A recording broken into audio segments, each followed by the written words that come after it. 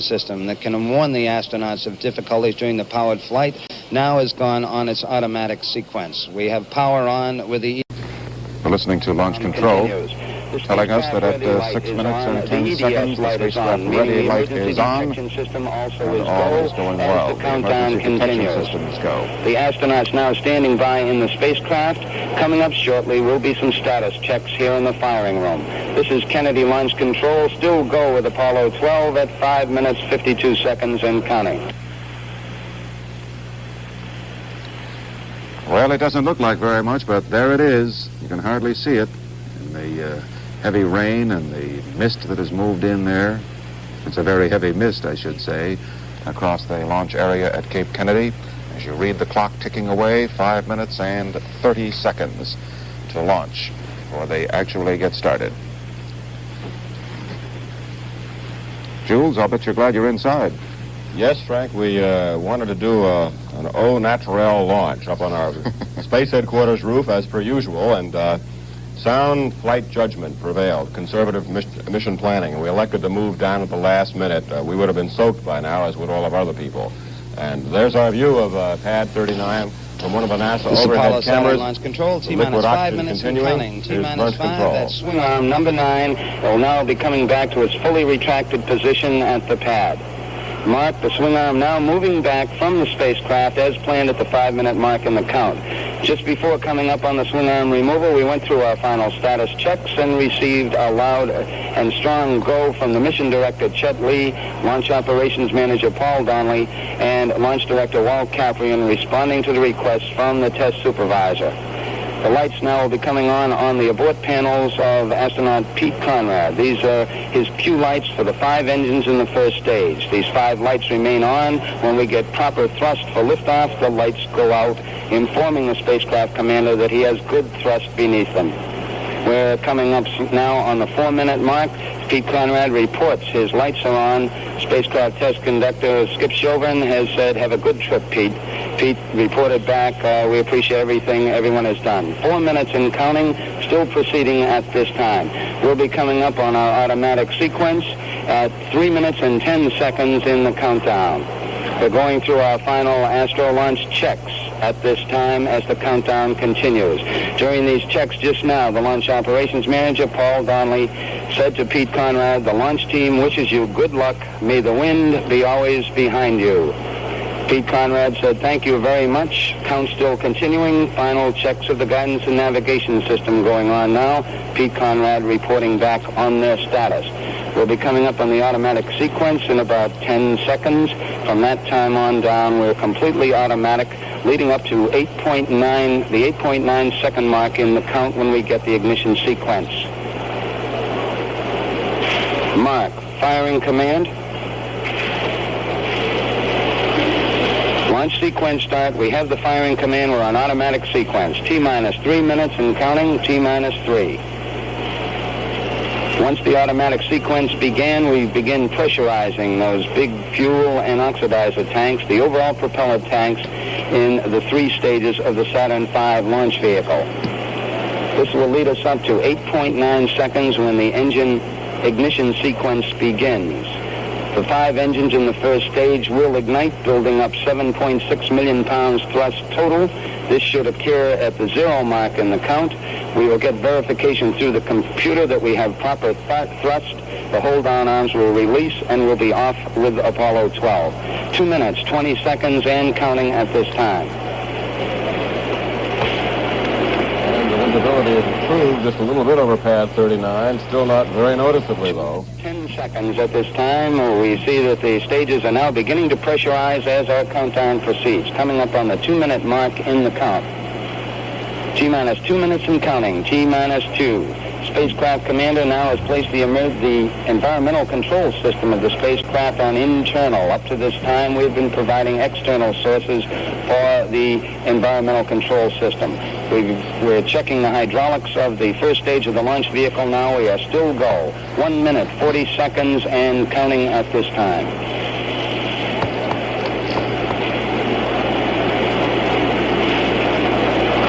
T-minus nothing. The big tanks, a minute and a half to launch, and let's listen to the voice of Jack King. Status board here in firing room 2 indicates all is still well with the countdown. Third stage tanks now pressurized as the automatic sequence continues. 1 minute, 15 seconds and counting. Astronaut Alan Bean has just brought the entry batteries on the main power source in the spacecraft. We've conserved those batteries up to this time. We're coming up on 60 seconds. Mark, T-minus 60 seconds and counting, T-minus 60. Alan Bean running up the volume on his VHF.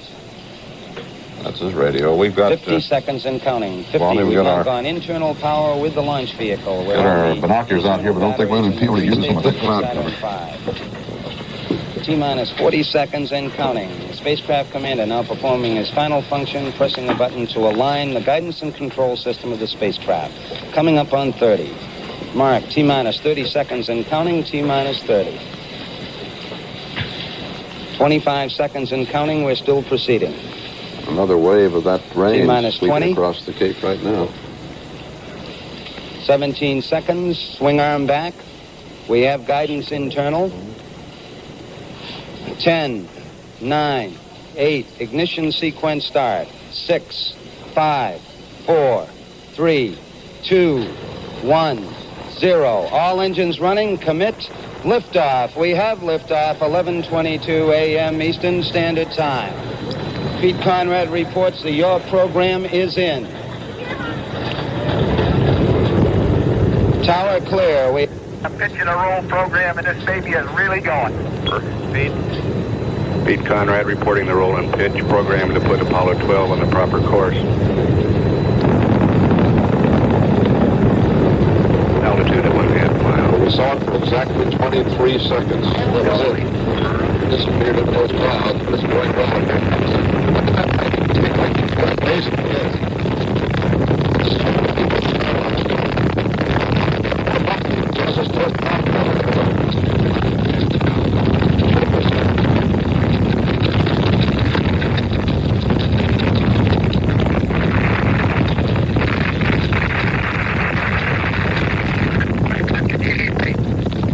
Okay, we just lost the platform, gang. I don't know what happened here. We had everything in the world drop out. Roger. +1. Fuel cell lights and AC bus light. Fuel cell disconnect. AC bus overload 1 and 2. Main bus A and B out.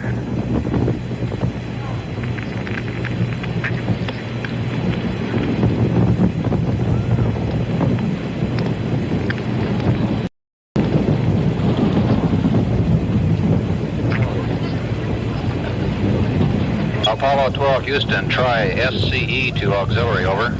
NCE to auxiliary. SCE to auxiliary.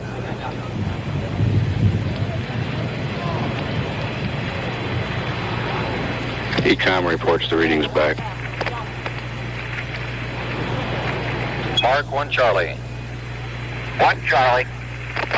The flight director, Jerry Griffin, taking a staging status now. Apollo 12 downrange 17 miles.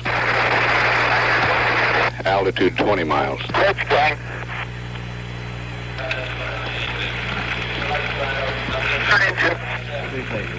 Apollo 12 Houston, try to reset your fuel cells now.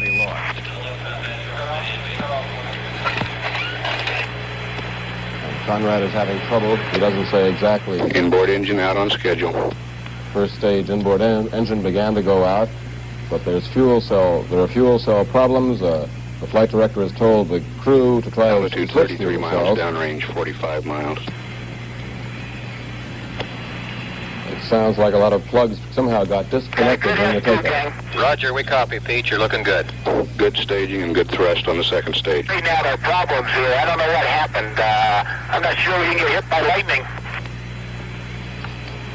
Your thrust is looking good, Pete. Okay, I have a good GDC, and Al has got the fuel cells back on, and we'll be working on our AC buses. Right, Pete. Your fuel cells look good down here. And that was Conrad saying he may have been hit by lightning that may have caused the electrical circuits to go out. Amen. And There's the tower, gang. That's really clean. It looks good. Good show, Pete. You're in mode 2. Launch escape tower has been jettisoned on schedule. And whatever the problem was, Confirm the engines from for lightning separation hitting the also. spacecraft, as Conrad seems to have thought it was, but there's no confirmation. Downrange The crew has 122 successfully miles, recovered and 261 regained miles full electrical power. Their AC buses and the fuel cells are working. And the mission is continuing. That's right on, and we've got a cycling CO2 partial pressure high, which I don't bother me particularly, and we have reset all the fuel cells. We have all the buses back on the line, and we'll just square up the platform when we get into orbit. Roger, Pete. That sounds good. Hey, that's one of the better sims, believe me. That's Pete Conrad saying one of the better We've simulations had a they've couple of had. cardiac arrests down here, too, Pete. Taking off through There the wasn't any storm. time for that up here. But we've got a good clock running here, and correct me, I'm going to give you a mark at 4 plus 30. I've lost my event timer, and mark 4 plus 30. Looks good, Pete. Okay, we're all organized again, Jay. The only thing we've lost now is the ISS. Number 1 ball is just drifting all over the place, and we'll have to catch it later. Roger, Dick.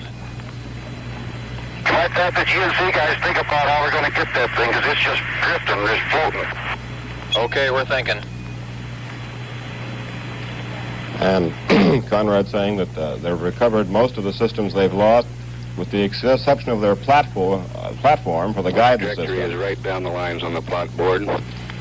Altitude is 85 miles now. Houston, we won't be sending you an S4B to COI call. Okay, understand, and can you give us some good words like, let's get the IMU calmed down is rolling all over the place. Okay, Pete, and if you do a mode 4, it'll be on the backup.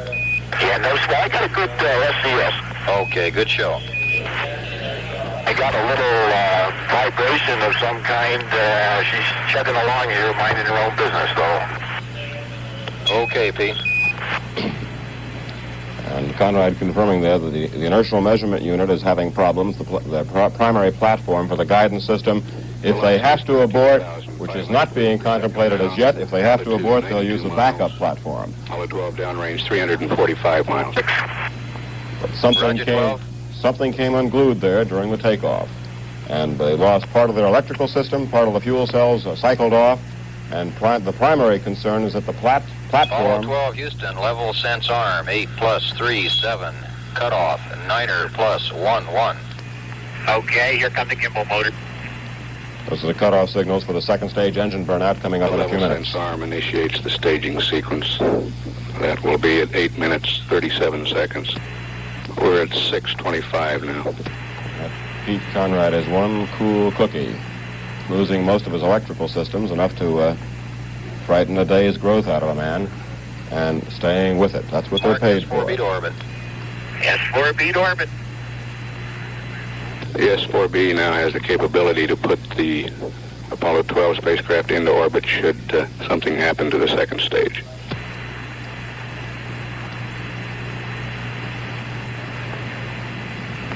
And Mission Control is now trying to analyze what to do, whether to press on and hope the platform will get back in Apollo shape. 12, Houston, That you're will- right smack dab on the trajectory. Your IU's doing a beautiful job. Okay, we're all chuckling up here over the lights. We all said there were so many on we couldn't read them. Pete Conrad saying they had so many master alarm lights on in the cockpit they couldn't read them all at once.